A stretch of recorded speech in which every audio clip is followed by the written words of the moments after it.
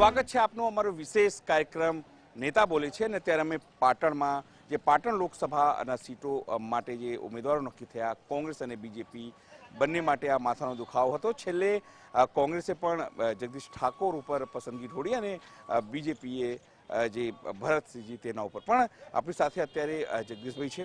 જગદીશભાઈ, મોટો એક સવાલ એ હતો કે કોંગ્રેસ કોને ઉતારે, અલ્પેશ ઠાકોરને કે પછી જગદીશ ઠાકોરને? કારણ કે ઠાકોર બહુલ વિસ્તાર છે એટલા માટે થોડું મોડું પણ થયું એવું બધું લાગે છે કે ક્યાંક રહી એક જે ચણસા-ચણસી કહેવાય કે એક એ વાત કે ક્યાંક ઠાકોરને આપે સિનિયરને આપે કોઈ યુવાને. શું આ કોઈ મુદ્દો રહ્યો? એ કોઈ મુદ્દો એટલા માટે નહોતો કે જ્યારે અલ્પેશભાઈ લડવાનું કહેતા હતા ત્યારે મેં એમના સમર્થનમાં વિડ્રો કર્યું હતું. 10 દિવસ પહેલાં હું ને અલ્પેશભાઈ મળ્યા. પછી અલ્પેશભાઈએ કહ્યું કે સાહેબ મારે નથી લડવું, આપ લડો. અને મેં પાર્ટીમાં મારી વાત કરી કે જો પાર્ટી ટિકિટ આપશે તો હું પણ ચૂંટણી લડીશ. એટલે બંનેની એકબીજાની સંમતિથી આ નિર્ણય લેવાયો છે અને પાર્ટીએ સર્વાનુમતે નિર્ણય લીધો છે. કોઈ ઉમેદવારોની એવી ખેંચતાણ કે એવું કંઈ હતું નહીં. ના, પણ જે રીતે આખો નિર્ણય લેવાયો, 3-4 દિવસ હાઈ વોલ્ટેજ ડ્રામા ચાલ્યો, અહીંયાથી દિલ્હી સુધી ચર્ચાઓ થઈ, લાગે છે એના કારણે એક તો પાર્ટીની અંદર પણ એક ઇમેજ ખરાબ થઈ અને જે ઠાકોર સમાજ છે એ પણ ડિવાઈડ દેખાયું અલગ અલગ મુદ્દે? સહેજ પણ એટલા માટે નહીં કે પાર્ટીની અમારી સિસ્ટમ છે. ગુજરાતના નેતૃત્વએ લોકસભા ઇન્ચાર્જ મૂક્યા, જિલ્લાના ઇન્ચાર્જ મૂક્યા, એ લોકોએ રજૂઆતો સાંભળી અને સમગ્રતઃ લોકસભાનું નેતૃત્વ જે નક્કી કરે એ રીતે જે નામો આવ્યા, નામોમાં બીજી જગ્યાએ માગવાવાળા હતા, અહીંયા એકબીજા માટે છોડવાવાળા હતા, એવું હું ચોક્કસ કહી શકું. છોડવાવાળા માંગવાવાળા એ તો બરાબર, પણ લાગે છે કે વોટ કેમ આપે? માત્ર તમે મહિને 6,000 આપો, રાહુલ ગાંધી જાહેર કરે કે અમે 6,000 આપી દઈશું એટલે લોકો વોટ આપી દે એવું માની લેવાનું કે બીજા મુદ્દાઓ છે? નહીં, વોટ એટલા માટે આપે કે સરકાર બને ત્યારે સરકારની દ્રષ્ટિ કોના ઉપર છે. માત્ર 5-25 ઉદ્યોગપતિની વાત નહીં, 50 મોટા ઉદ્યોગપતિની વાત નહીં, પણ સમગ્રતઃ પ્રજાનો એક ક્લાસ હોય, બેરોજગાર યુવાન છે, ખેડૂત છે, મહિલા છે, વિદ્યાર્થી છે, એની ચિંતા કરીને એના માટેના કાયદા બને, એના માટેના ફંડનું પ્રોવિઝન થાય, એના માટેના રૂપિયા ફાળવવામાં આવે અને એના માટેની યોજનાઓ બને, સ્કીમો બને. એટલા માટે પક્ષો એનો પોતાનો એજન્ડા લઈને આવતા હોય છે.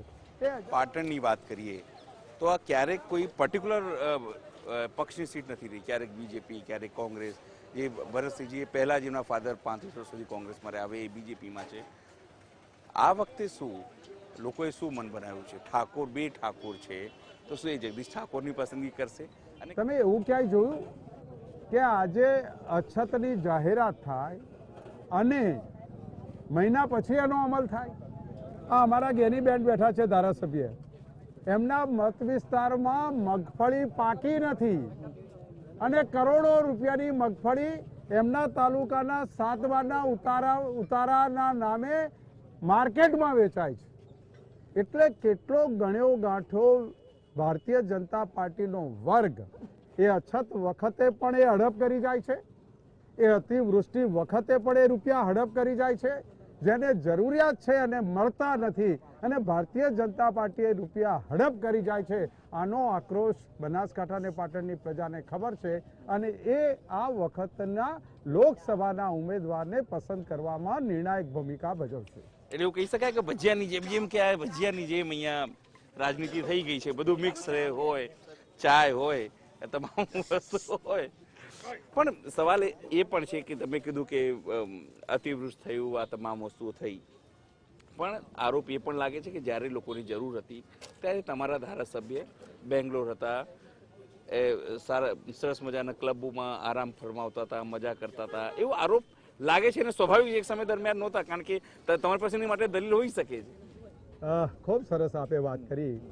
એ વખતે અમારા ધારાસભ્યોને ડીએસપી દમ મારે અને એમ કે કોઈક જઈને અમિત શાહ જોડે વાત કરાવો, લો વાત કરો, માગો એટલા રૂપિયા મળશે, તમને જેલમાં ગાલી દઈશું, તમારા દીકરાનું આ કરીશું, તમારી પત્નીનું આ કરીશું. એવા સંજોગોમાં અમારી પાસે નાની મોટી વાતો આવી ત્યારે અમારા નેતૃત્વએ નક્કી કર્યું કે આપણા ધારાસભ્યોને આ જે પ્રશ્નો ઊભા થાય છે અને એના કારણે આપણે કોઈક સલામત જગ્યાએ જવું જોઈએ કે જેથી એક બાજુ આ કામ થઈ જાય તો બાકીની જે અતિવૃષ્ટિ છે એમાં પાર્ટી કામ કરી શકે, આખા ગુજરાતમાં એનું નેતૃત્વ કરી શકે. અને તમે જોયું કે અમારા ગોવાભાઈનો ક્યાંક વિડીયો વાયરલ કર્યો કે 5 સ્ટાર હોટલની અંદર સરસ મજાનું જમે છે. આપને નવી લાગશે કે એ વખતે કોઈ ધાર્મિક પ્રસંગ ચાલતો હતો. એ માણસ નકોડા ઉપવાસ ઉપર હતો કે હું જ્યાં સુધી આ રાજ્યસભાનું ચૂંટણીનું પરિણામ નહીં આવે ત્યાં સુધી હું અન્ન નહીં લઉં. આ બંને ધારાસભ્યો એના સાક્ષી છે. હવે આવી પવિત્રતા સાથે જે માણસોને તકલીફ પડતી હોય, એમના દીકરાને પોલીસે મારે, રાહુલ ગાંધી અહીંયા ખબર કાઢવા આવે, સાહેબ એ 5 કિલોનો મેટલનો પથ્થર નહીં, આરસીસીનો બ્લોક રાહુલ ગાંધીને મારે, એનું ટાર્ગેટ બરાબર હતું. સદનસીબે અમારા રાહુલજી આગળ બેઠા હતા, પથ્થર પાછળ વાગ્યો, કમાન્ડોઝને વાગ્યો અને અમારા રાહુલજી બચી ગયા. આ રાજનીતિ છે. આ બનાસકાંઠાને પાટણની પ્રજા આ બરાબર દુર્મીનથી જોતી હતી કે ભાઈ મતભેદ હોય, તમારી પાર્ટીનો વિચાર આ છે, આની પાર્ટીનો વિચાર આ છે, ઓકે, પણ કોકને ત્યાં બેસવાને દુઃખમાં માણસ મળવા આવે એને પણ જો તમે આવવા ના દો તો અમે પણ સમય આવે તમને નહીં આવવા દઈએ. અને એટલા માટે 7માંથી 5 ધારાસભા બનાસકાંઠામાં અને પાટણમાંથી 4માંથી 3 ધારાસભા કોંગ્રેસની છે. વિધાનસભાની અંદર ભલે તમે તમારી સીટો વધારે આવી, જીત્યા નહીં, પણ હજુ સ્થિતિ એવી છે કે તમારા ધારાસભ્યો તૂટીને જઈ રહ્યા છે. સાહેબ, પ્રજા જીવનમાં ધારાસભ્ય એ પણ માણસ છે. ક્યાંક એની નાની મોટી ભૂલ થઈ ગયો તો એની ફાઇલો તૈયાર થાય છે. ક્યાંક એની આર્થિક પાસાને જોઈને પણ એવી ઓફરો કરવામાં આવે છે કે જેની કલ્પના ના હોય. અને રાજનીતિ આવી હતી નહીં, દેશમાં અને ગુજરાતમાં રાજનીતિ આવી નથી. 2-3 ધારાસભ્યોનો હું સાક્ષી છું. એક ધારાસભ્યની સ્કૂલની બાજુમાં 1 વીઘા જમીન હતી સરકારી, એણે વન વિભાગ પાસે લીમડા વાવવાની મંજૂરી માંગી છે, એ મંજૂરી આપી છે. અને એ સરકારી જમીન ઉપર દબાણનો કેસ કરીને એને જેલમાં નાખવા માટેની ફાઇલ થાય, એના ઉપર કેસ થાય. એણે 2 જ વસ્તુ પસંદ કરવાની કે તમારે ભાજપમાં આવવું છે કે જેલમાં જવાનું છે.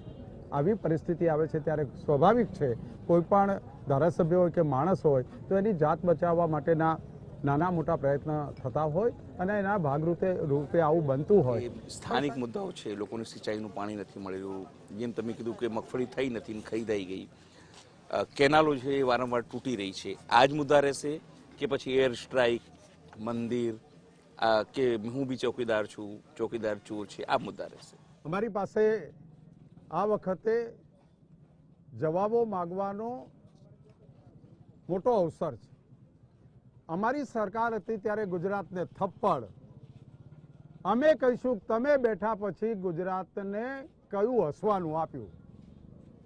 તમે કહેતા હતા 1200 રૂપિયે કપાસ ખેડૂતને મળવો જોઈએ, તમે કહેતા હતા કે માંસ મટનની નિકાસ કરવા વાળાને સબસિડી અને કપાસ પકવતા ખેડૂતને થપ્પડ. અમે પૂછીશું કે આ સરકાર દ્વારા મંજૂરીથી ચાલતા કતલખાના, એના 400 કરોડ રૂપિયા ભાજપ ફંડ લઈને જે પશુ કતલ થતા હતા એમાં 1.25 ગણો વધારો થયો અને વિશ્વમાં સૌથી મટન એક્સપોર્ટ કે નિકાસ કરવામાં આ મોદી સાહેબની સરકારનો નંબર 1 આવ્યો. આ સવાલો ચોરે ને ચૌટે અમે પૂછીશું, એનો જવાબ એમની પાસે નથી અને પ્રજા જોશે અને 23મી તારીખે થપ્પડ આપશે. શું જગદીશ ઠાકોર અત્યારથી કહી શકશે 26માંથી કેટલી સીટો? મિશન 26 અમે એકે હારતા નથી. એટલે એવું કહી શકાય કે હારતા નથી, જીતો છો અથવા જીતો છો અથવા શીખો છો. અમિત શાહ હારે છે સીજે ચાવડાની સામે. રાષ્ટ્રવાદનો મુદ્દો અત્યારે ચાલી રહ્યો છે કે રાષ્ટ્રવાદ વીસીસી સરકાર છે, એર સ્ટ્રાઇક કરે છે. આટલું વર્ષોમાં ક્યારે કોંગ્રેસે કર્યું? તમે તો સાંસદ તરીકે બી એટલા વર્ષો સુધી રહ્યા છો. શું રાષ્ટ્રવાદ જે છે એનું જે રાજનીતિકરણ થઈ રહ્યું છે એમાં ક્યાંક પ્રચારમાં કે એની બચાવમાં ક્યાંક રાહુલ ગાંધી કે એની ટીમ જગદીશ ઠાકોર પાછળ પડી રહ્યા છે? રાષ્ટ્રવાદની વાત કરવાનો ભારતીય જનતા પાર્ટીને અધિકાર નથી.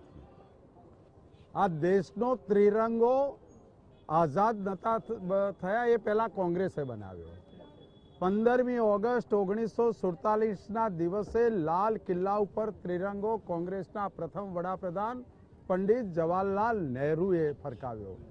કોંગ્રેસ સંસ્થા એના કાર્યાલય ઉપર આઝાદી પહેલા ત્રિરંગો ફરકાવતી હતી. ત્રિરંગાની રચયિતા કોંગ્રેસ હતી. આ દેશને આઝાદ કરનાર કોંગ્રેસ હતી.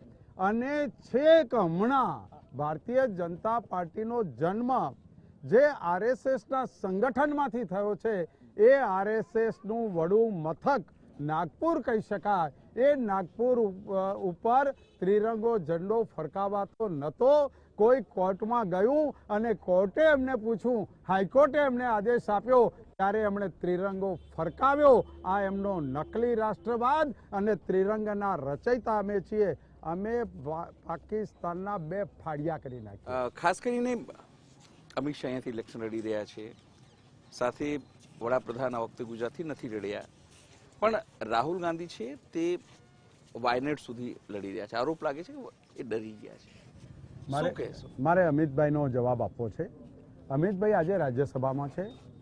રાજ્યસભાની ટર્મ 6 વર્ષની હોય છે. હજુ એમને 1 વર્ષ પણ નથી થયું.